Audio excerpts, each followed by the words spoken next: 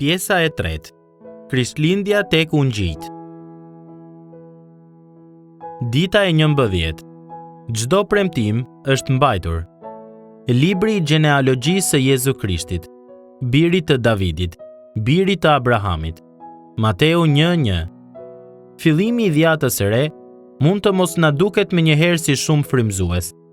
Në fakt, nëse dikush do ta lexonte Biblën për herë të parë dhe do të arrinte në fund të dhjatës së vjetër dhe të librit të Malakias, i cili gjithë pritje në zemër na flet për të ardhmen, gazëllimi i tij mund të dobësohej për shkak se libri tjetër fillon me një gjenealogji.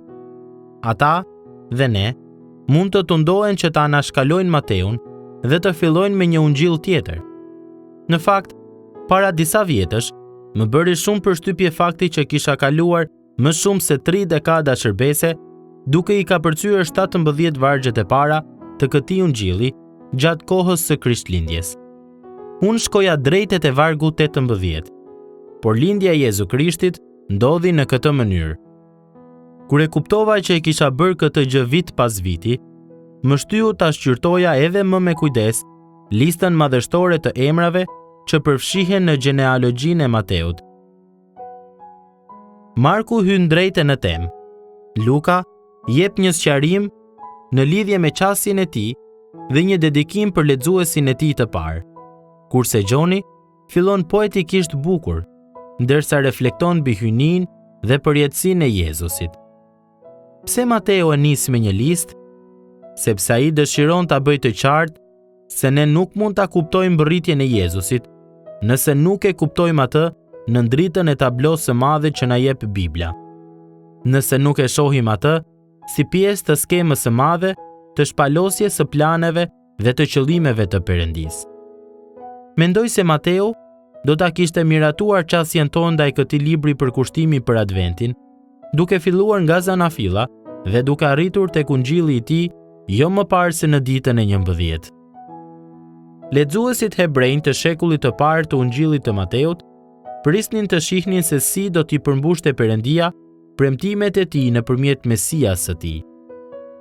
Pikërisht, kjo është arsyeja pse, në fakt, dhjata e re nuk mund të kishte një hyrje më të përshtatshme, pasi gjenealogjia e Mateut lidh drejt për drejt Abrahamin me Davidin dhe vjen deri te Jezus Mesia, tek ai që i përmbush të gjitha premtimet që i bëri Perëndia popullit të tij përgjatë shekujve. Mateu po tregon historinë e mahnitshme të besnikërisë së Perëndisë në bekimin e të gjitha kombeve mbi tokë, siç i kishte premtuar Abrahamit. Ai po shpalos prejardhjen mbretërore për të treguar se si Perëndia i qëndroi besnik beslidhjes së tij me mbretin David, duke dërguar mbretin Jezus. Ai po thot se kohës së mërgimit frymëror po i vinte fundi, ashtu siç kishte ndodhur edhe me mërgimin fizik. Vlera e kësaj liste të gjatë qëndron në faktin që i nxjerr në pa rolet e këtyre individëve në planin e Perëndisë, i cili po shpaloset dhe kulmon me lindjen e Jezusit. Këtu ballafaqohemi me faktin se kjo prejardhje kalon përmes vështirësive dhe kohëve të errta, përmes luginave, si dhe mbi majat e maleve, e megjithatë, shohim se Perëndia po i përmbushte qëllimet e tij ditë pas dite dhe brez pas brezi. Filli nga Abrahami te Davidi dhe deri te Krishti Jezus mund të ishte dukur si diçka e dobët. Mirë po Perëndia u sigurua që kjo lidhje të mos këputej kurrë. Po kështu edhe Marku, në të gjithë ungjillin e tij, u drejtohet profetëve të cilët parathan atë që duhej të vinte. Ashtu si është shkruar te profetët, thot Marku në fjalinë e tij të dytë.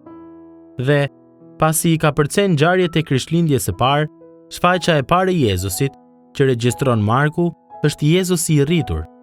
Dhe fjalët e para që thot Jezusi në ungjillin sipas Markut janë: U mbush koha dhe mbretëria e Perëndisë është afër. Dishepujt e Jezusit patën privilegjin të dëshmonin atë që profetët dhe mbretërit kishin dëshiruar ta shihnin. Një privilegj i cili vazhdon edhe tani përmes veprës ndriçuese të fjalës së Perëndisë. Dhjata e re na tregon se mjetet me anë të cilave përmbushen premtimet e Perëndisë dhe tërësia e planit që Perëndia e përmbushi gjatë epokës së dhjatës së vjetër mund të përmblidhen në 2 fjalë: Jezu Krishti. Perëndia ja bëri premtimet e tij Izraelit, duke përdorur terminologji dhe kategori që ata i kuptonin, fjalë si komb dhe tempull.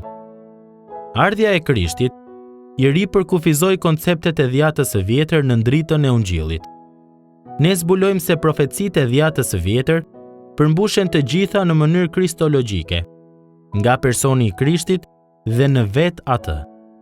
Ndaj, për shembull, në vend që të presim për një tempull të ri në shtetin e Izraelit, ne takohemi me Perëndin nëpërmjet birit të tij, Zotit Jezus. Ne shijojmë praninë e tij në secilin prej nesh me anë të frymës së tij. Dhe ne presim që realiteti i mbretërimit të Krishtit ta transformojë jetën tonë tani dhe përgjithmonë. Ardhja e birit të Perëndis i thyen kufijtë e kategorive të dhjatës së vjetër. Krishti është përmbushja e përsosur e të gjitha premtimeve të Perëndis. Dhe ai është realiteti i të gjitha garancive të mëdha të Perëndis. Pra, ne nuk presim më që të shohim se si do ta përmbush Perëndia secilin nga premtimet e tij. Tani ne e dim se çdo premtim u përmbush, është përmbushur dhe do të përmbushet përmes Krishtit. Ai ka premtuar që do të jetë me ne, do të veprojë për ne dhe nëpërmjet nesh, dhe do të na sjellë në një mbretëri të përjetshme për sosmërie. Ka raste kur është e vështirë të mbahemi fort pas këtyre premtimeve. Kur vijnë kohë të tilla, ne shohim lart, drejt Perëndis i cili është gjithmonë duke punuar, në luginat më të errta të jetës sonë, si dhe në majat e kodrave plot diell, dhe besojmë se, edhe pse mund të mos e shohim tani, një ditë do ta vlerësojmë mënyrën se si ai po punonte për të mirën tonë dhe lavdinë e tij. Ne hedhim vështrimin pas në kohë të një burr që lindi nga trungu i Abrahamit dhe i Davidit, u ngjiz nga fryma, ishte në gjendje të shpalltë se koha e përmbushjes kishte ardhur dhe se mbretëria e Perëndis ishte afër. U varë në kryq dhe u ngrit nga varri për të përmbushur çdo premtim. Për reflektim, cilin nga premtimet e Perëndis e ke më të vështirë ta besosh se ai po e mban apo do ta mbaj? Si mund të japin ngjarjet e Krishtlindjes së parë një siguri më të thellë se mund t'i besosh Perëndis që ai do t'i mbajë ato premtime?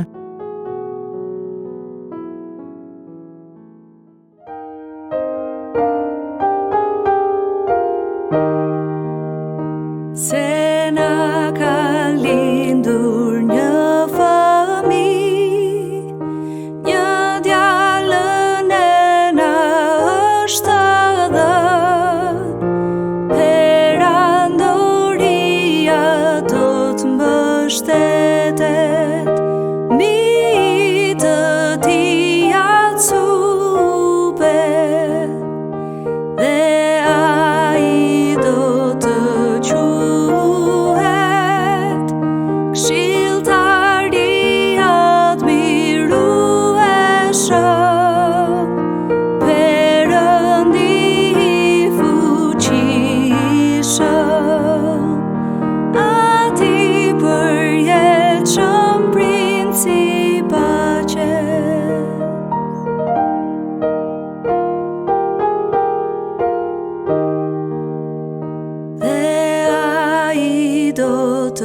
quhet këshilltari i admirueshëm, Perëndi i fuqishëm.